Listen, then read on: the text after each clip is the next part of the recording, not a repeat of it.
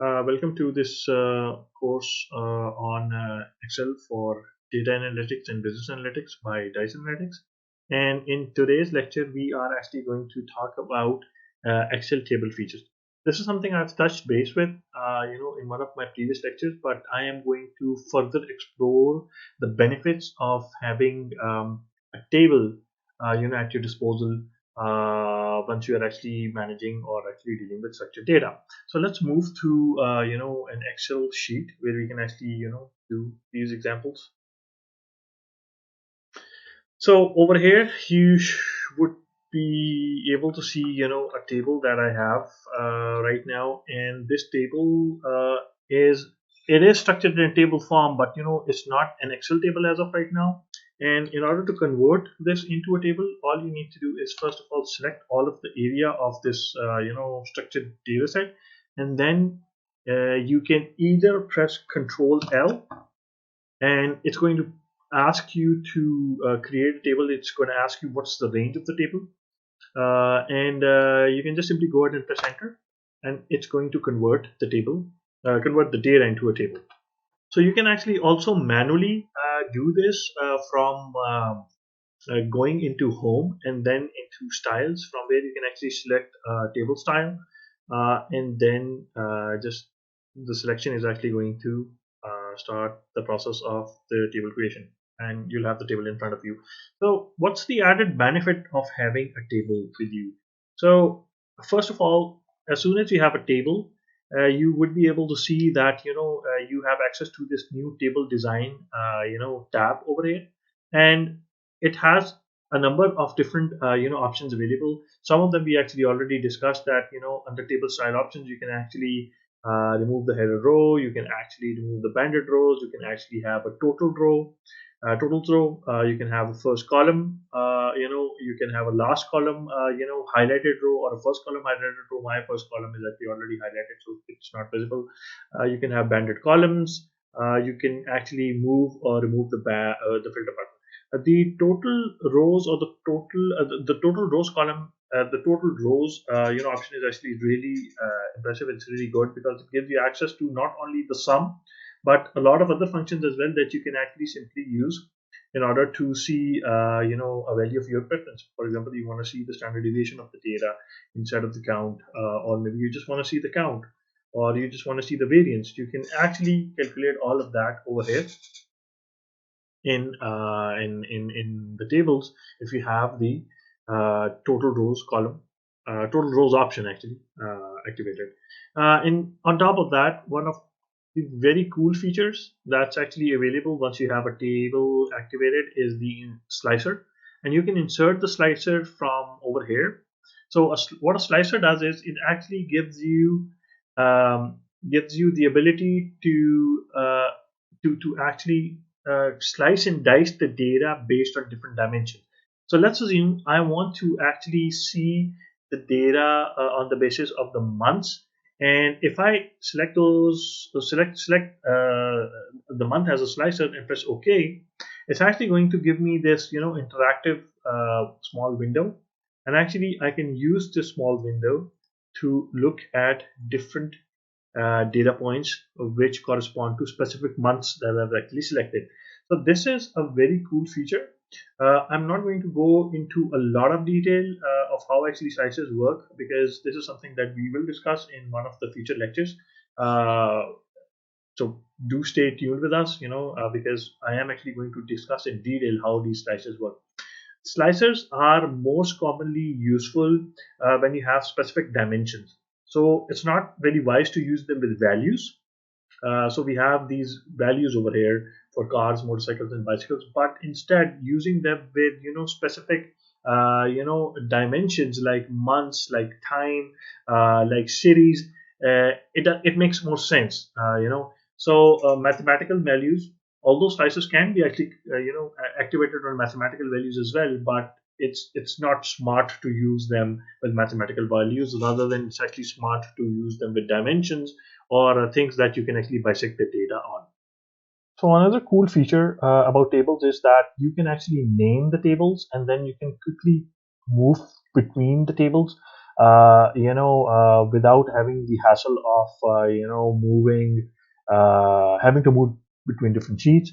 So if you have tables on multiple sheets, or if you have tables on multiple places inside a particular worksheet, you can actually simply name the tables and then move between them. So if you have to go back and forth between different tables, you can actually simply do this quickly by naming the table. So how is that going to happen?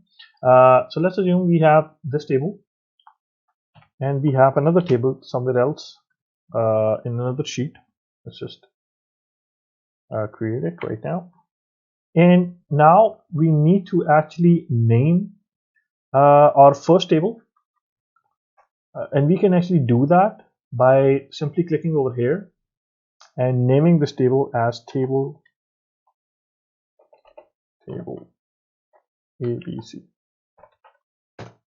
Okay, so now we have table ABC, which actually corresponds to this table. All right.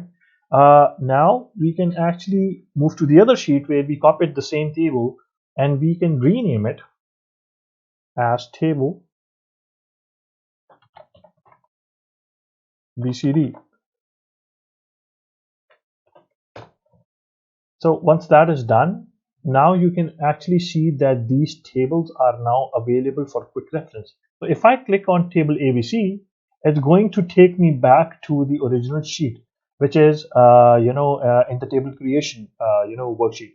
But if I want to move back to table BCD, which was in sheet 13, I can just simply click on table BCD by selecting table BCD, and it actually quickly moves me to sheet 13, and the data is actually visible to me instantly. So this is actually the benefit of having a table, that you can actually just nominate a name to them, and then you can move between these tables fairly easily, and this makes life a lot easier. Another cool feature of tables is that you don't have to drag and drop formulas. So essentially, if you want to implement a formula, it actually gets implemented across the entire column. So let's see actually an example of that. So let's assume that I want to create a new column, which is a product column. And by product, I mean that I'm going to multiply car and bicycle, values, just for the sake of understanding. So once you actually multiply motorcycles with bicycles, you would see that you don't need to actually drag and drop the entire formula to the bottom. All you just need to do is you can actually just put in the formula in the first row, and it's actually going to auto copy auto copy the entire thing downwards. You can actually also control this autofill by telling Excel that you do not want it to fill the entire column with the formula that you actually just inserted. Instead, you can actually limit it to a single cell, or you can actually tell it to do it on the entire column as well. So this is an additional cool feature that actually saves a lot of time, when you don't have to drag and drop formulas all the way down to the bottom of whatever your work area is. So the last thing that I actually want to talk about when it comes to tables is actually the ease with which you can review the formulas in a table. So let's assume we have a normal grid or a symmetrical data which consists of these columns: product, price, quantity, and total. And we have a couple of products over here: B, C, and D. Prices 10, 20, 30, and 40, whereas quantity is 2, 4, 6, 8. And when you actually put in a formula and drag drop it, when you look at the formula, what do you see? You actually see the address or the cell reference from where the data for this formula is actually coming. On the other hand, if you observe our actual table, you see that the formulas are representing the exact columns from where the data is coming. It's actually representing the columns by the column name rather than just the address. Now this is a huge convenience because when you are actually handling vast amounts of data, and if you spot an error or if you want to do some sort of a quality check, you don't want to waste your brain power on actually trying to synchronize that what cell reference or what cell address is the Excel actually talking about. On the other hand, if you use a table, it really becomes really easy for you to know exactly excuse me, it actually becomes really easy for you to know what exactly is the address of the formula and where are the components of the formulas coming from. So this is tables in a small overview. This is just some of the basic things a table can actually do in order to make your life uh, as a data analyst a lot easier.